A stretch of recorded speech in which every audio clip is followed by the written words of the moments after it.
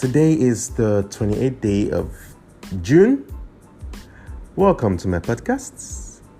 My name is Vaso Obaseki, and it's a very good morning. At least that's what I've made it to be. I hope you've been keeping well. I have been absent for several reasons, and I promise to be as punctual and as available as I can. But we all know it's life. I mean, things happen. There's a popular saying, shit happens. And then mine is, of course, shit happens. That's why we have toilets. Yeah, dad jokes. Okay, so I've been actually going through life in its deepest waters, and one of the things that I've learned is we all go through life differently, and if you don't get out, it's gonna be terrible. Anyways, I have been thinking about this topic for a very long time. Very long time. And with the conversation I've had with a few people around me, one or two people that have been privileged to understand their situation, I'm privileged to know what's going on with them. I think it's time I talk about this. And I wouldn't really be talking about it because I did not have a PhD in this topic. So I'm just going to be reading out an article by Dr. Travis Bradbury. He's a PhD holder in what is it called? So he's an award-winning co-author of Emotional Intelligence and co-founder of Talent Smart, the world's leading provider of emotional intelligence tests and trainings, serving more than 75% of Fortune 500 companies. His best-selling books have been translated into 25 languages and are available in more than 150 countries. So I think this will be really good. It will be really good. So the topic of today is... Should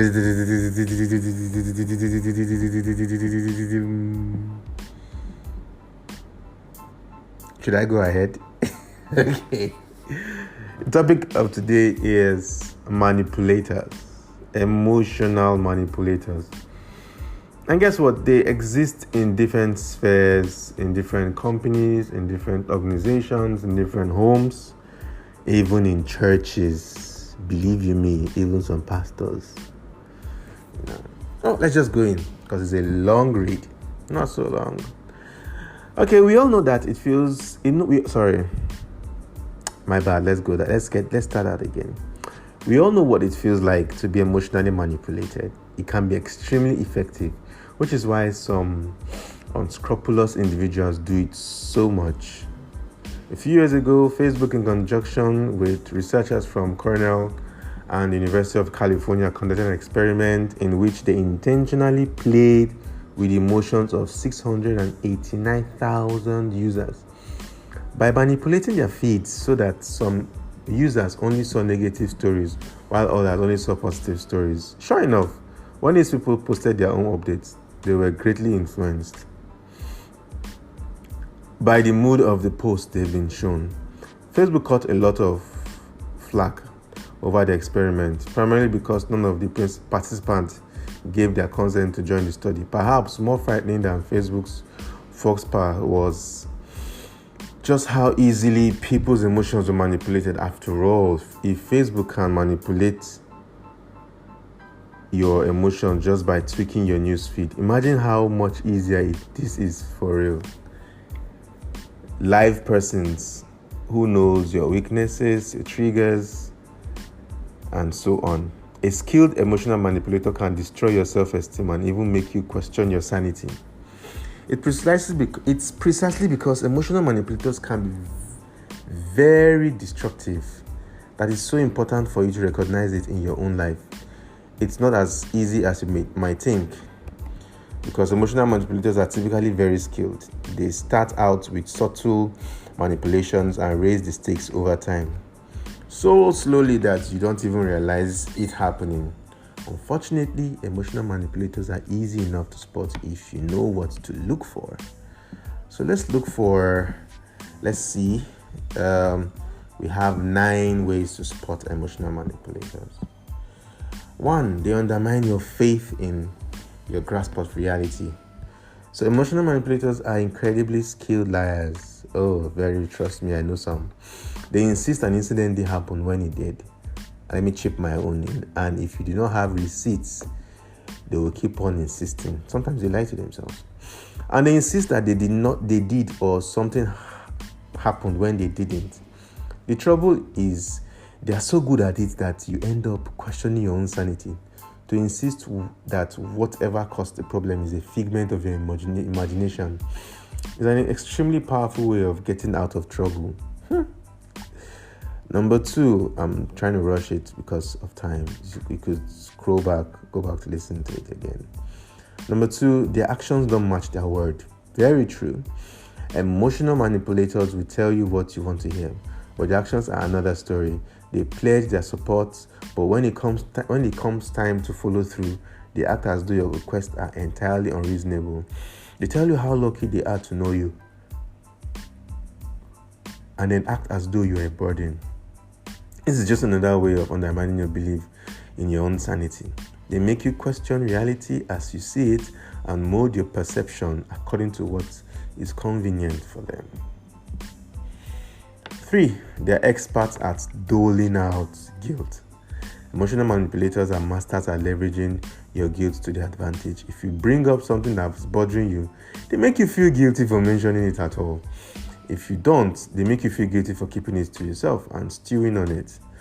When you are dealing with emotional manipulators, whatever you do is wrong, and no matter what problems the two of you are having, they're your fault.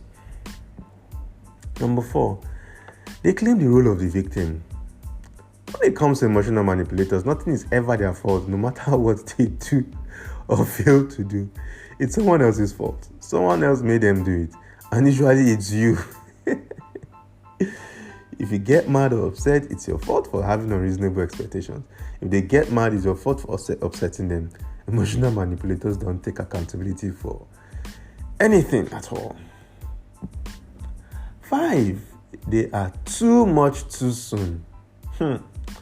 Whether it's a personal relationship or a business relationship, emotional manipulators always seem to skip a few steps. They share too much too soon and expect the same from you. They portray vulnerability and sensitivity, but it's a ruse.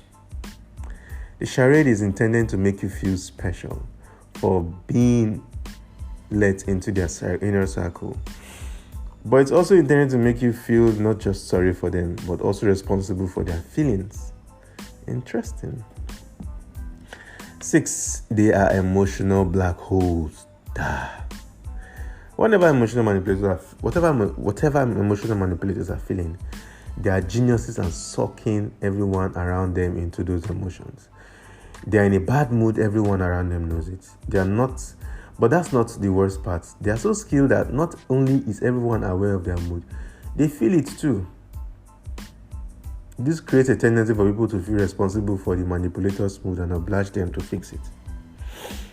Number 7, they eagerly agree to help and maybe even volunteer, then act like a martyr.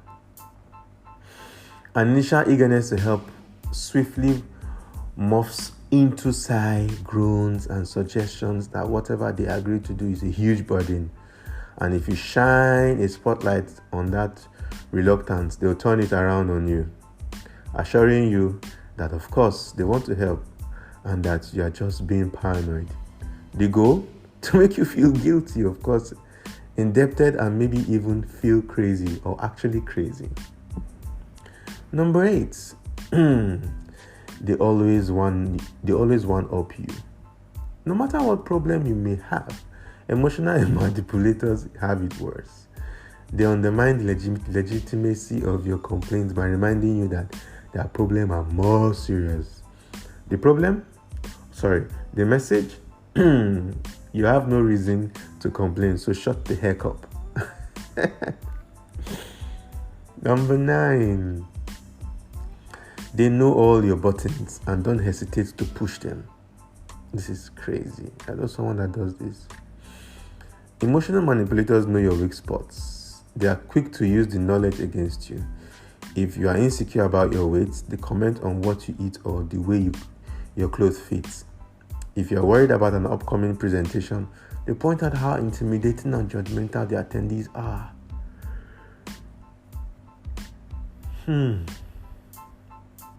Their awareness of your emotion is off the charts, but they use it to manipulate you, not to make you feel better at all. You see? So now we've seen the problems, we've seen how to spot them. Let's see. Overcoming manipulation. Emotional manipulators drive you crazy because their behavior is so irrational. They make no mistake about it. Their behavior truly goes against reason. So why do you allow yourself to respond? Why do you allow yourself to respond to their emotional and get to them emotionally and get sucked into the mix? The more irrational and off-base someone is, the easier it should be for you to remove yourself from their trap. Quit trying to beat them at their game. Distance yourself from them emotionally. Approach your interactions with them like they are a science project or you are their shrink, if you prefer that analogy. You don't need to respond to the emotional chaos, only the facts. Maintaining an emotional distance requires awareness.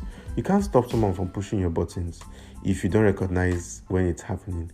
Sometimes you'll find yourself in situations where you need to regroup and choose the best way forward.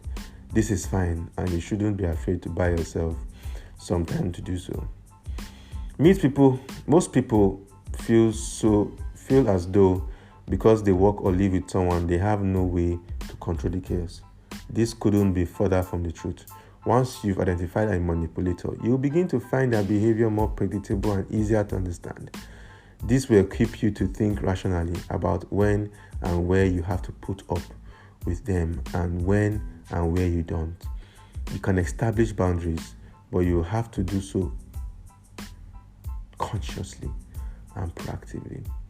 If you let them happen naturally, you are bound to find yourself constantly embroidered in difficult conversations. You set boundaries. If you set boundaries and decide when and where you engage a difficult person, you can control much of the chaos. The new trick is to stick to your guns and keep boundaries in place when the person tries to cross them. Bringing it all together, in conclusion, emotional manipulators can determine your sense of who you are and even make you doubt yourself and your sanity. Remember, nobody can manipulate you without your consent. That's deep. Very deep. I really don't know what else to add other than what I have said already. So, I hope you go back, listen, and work on it. I love you. Have a good morning.